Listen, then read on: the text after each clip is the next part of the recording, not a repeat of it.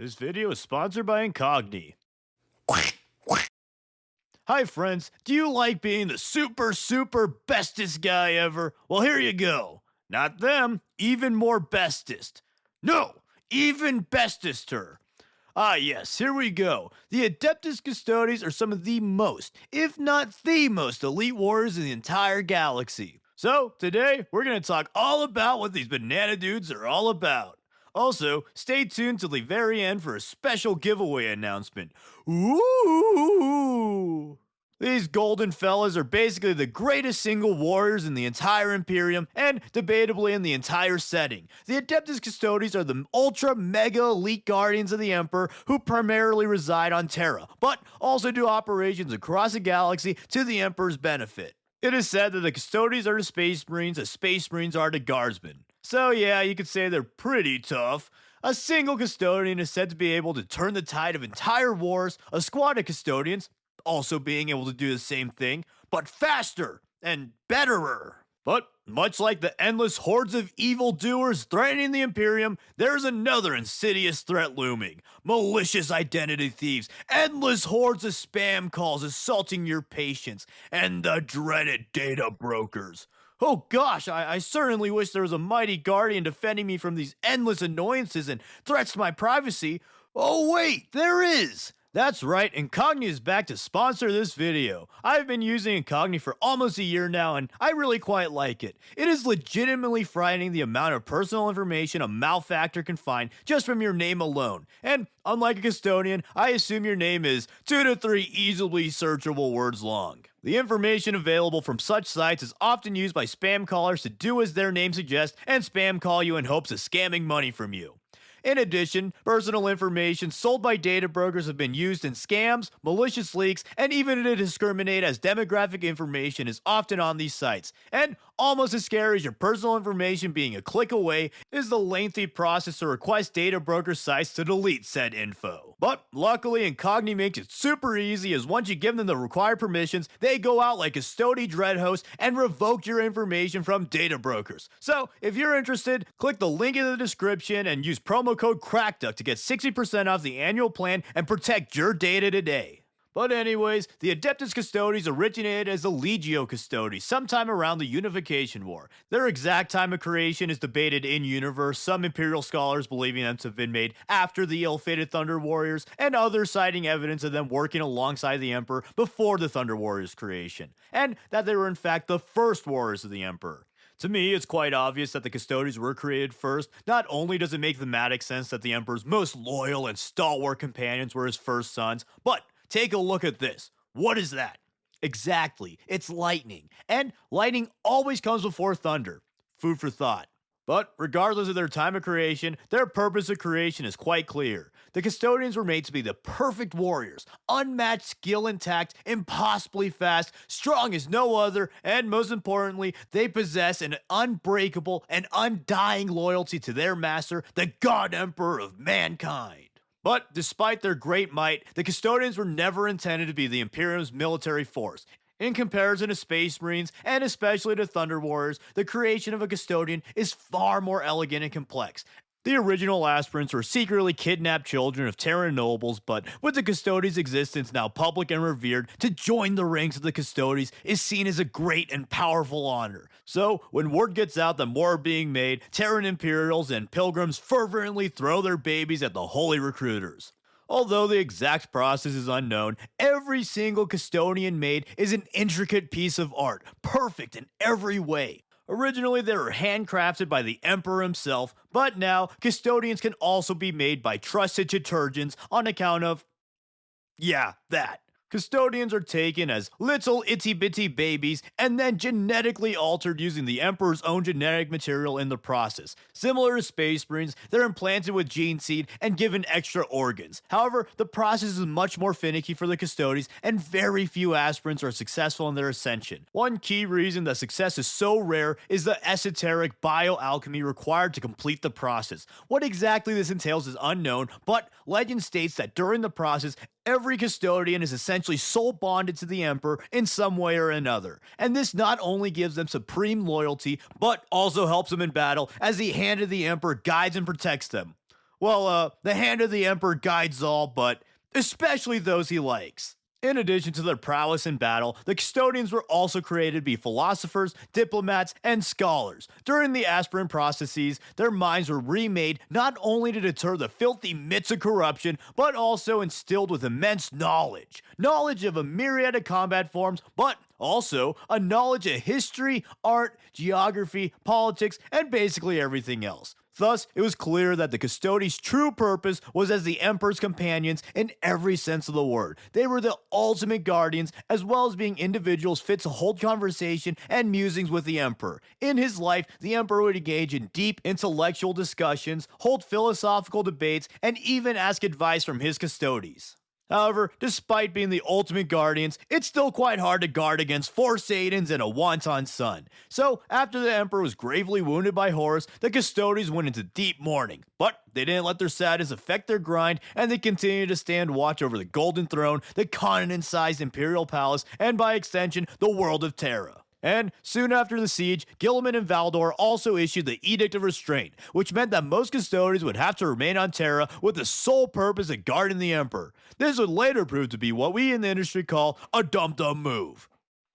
But after the fall of Cadia and Guilliman's resurrection, he lifted the edict, and now the Custodes could go to the most threatening threats in the galaxy to quell them before they could reach Terra and threaten the Emperor. Wow, what a grand idea. Shame it took 10,000 years, the resurrection of Blue Jesus, and the galaxy splitting in half to think of it. But anyways, one of the coolest shield companies, the Dreadhost, primarily fill the role of going off Terra and hunting down the greatest threats to the Imperium. And beyond defending the palace, the most super special the Custodes get the privilege of directly guarding the Emperor. These are called the Companions, and they stand completely still and silent in a battle-ready stance in the off chance that something gets into the Golden Throne and needs to be killed. This is also, of course, incredibly boring, since they just stand there. And even for a mighty custodian, this monotony is extremely taxing and mind-breaking, so they need to be switched out every so often. I personally would at least give them like a yo-yo or something to break the monotony, but even without a yo-yo, the switch outs are still quite far apart. One dude was able to stand watch for a whole century before needing to be replaced. Pretty wild. My Gen Z attention spanless, useless brain couldn't even stand still for like 6 minutes probably. But guarding the Imperial Palace isn't just standing around all day doing nothing. In reality, it's standing around all day doing nothing while sometimes playing games.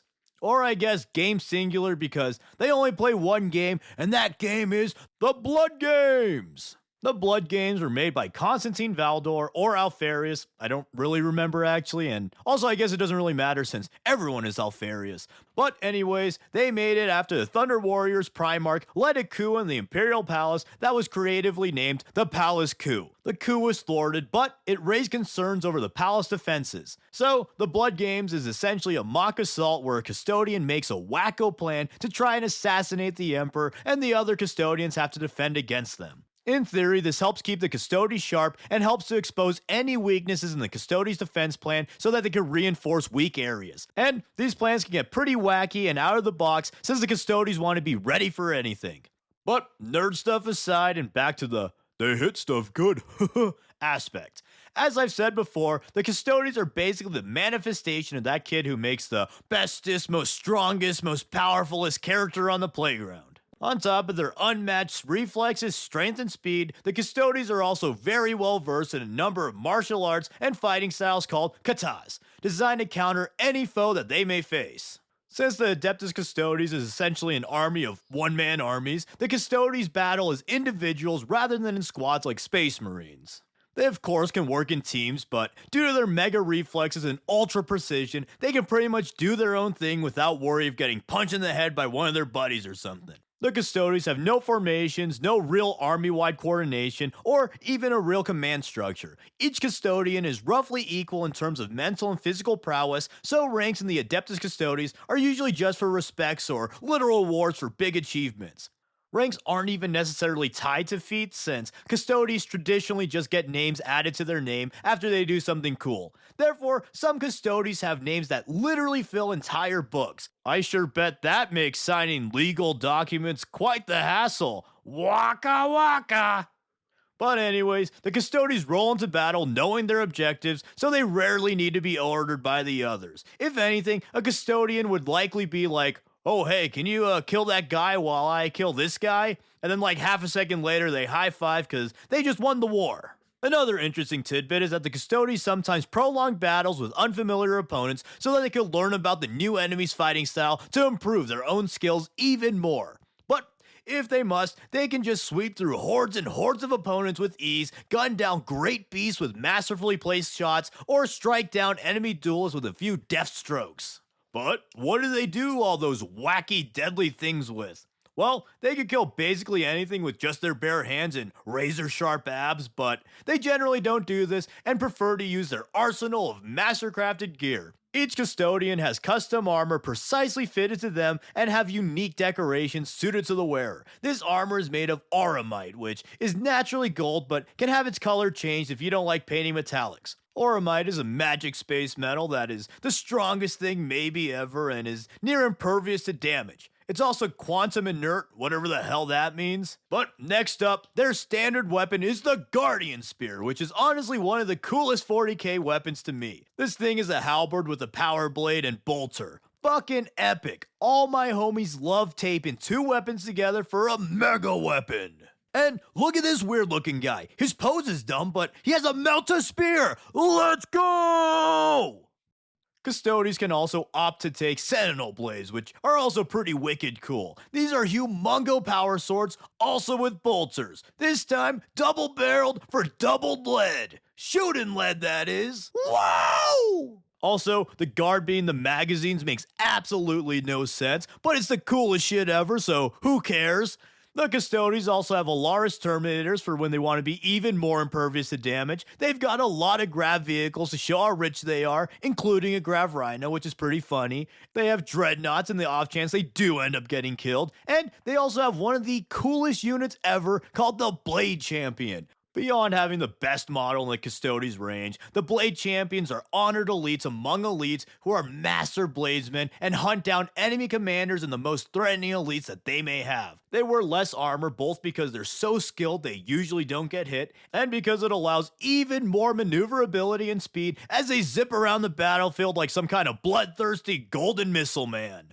And finally, I just wanted to mention the Sisters of Silence. They might get their own video in the future, but here they serve in tandem with the Custodes as the talons of the Emperor. The Custodes are the right hand of the Emperor, and the Sisters are the left. There's a cool duality to them as they cover the Custodes' semi-vulnerability to Psychers, and since the Sisters of Silence are all blanks. The Sisters of Silence's main purpose, however, is to hunt down rogue Psychers, gather Psychers to be trained in the Astra Telepathica, or gather Psychers to be sacrificed to fuel the Golden Throne. But that's the Custodes. Super cool stuff. Sometimes being the bestest ever is just fun, and the Custodes exemplify that. The Custodes aren't exactly my favorite. As a guard player, I'm kind of on the opposite side of the elite spectrum. But yeah, I'm not stupid. I can enjoy a giant golden guy going, woo woo, with his badass gun spear killing an entire army single-handedly. I've also notoriously said that Custodes don't belong on tabletop and should just be a commemorative model line at most, and I still kind of think that, but also, like, really who cares? And if people are playing the army and enjoying it, what the hell, they have merit to exist. With that being said, they should 100% never ever be in Kill Team ever again though.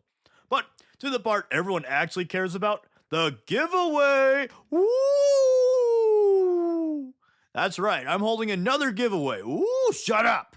I'm going to Adepticon for the first time ever this year, and they didn't pay me to talk about them or anything, but the guys who run it have been kind enough to give me 10 badges to give away to my epic viewers, and I'm also genuinely super excited to attend the event. If you don't know, Adepticon is one of the biggest, if not the biggest, tabletop conventions in the US, and it's got a lot of tournaments, a lot of narrative events, but the biggest things I'm hyped for are 1. Meeting cool people in the hobby, 2. Meeting the other content creators who will be attending the event, 3. Trying out a bunch of new games, and 4, and most importantly, buying a ton of stuff. Whoa! Also, there's an exclusive Victoria's Miniatures miniature, and it looks epic. I love Victoria miniatures, so I'm glad the con exclusive one this year is from her. Anyways, I linked the forum below and it has all the rules. Also, please only sign up if you can actually attend the event. The prize is only the badge. You'll still need room and travel. But if you do go, I'll be attending a little creator meet and greet event, so come and say hi. But with that, thank you to Incogni for sponsoring this video. Check out the link in the description to strike back against data brokers and protect your privacy today. And of course, thank you for watching, and thank you to all the patrons who help support the channel. You are truly my super duper ultra awesome golden dudes. And as always, please like, comment, subscribe, and consider sharing to all your bestest, super, most strongest strong dudes ever. Thanks. Phew. Went the whole video without mentioning female Custodes. Wait, damn it! Do not comment about them. I'm tired of it.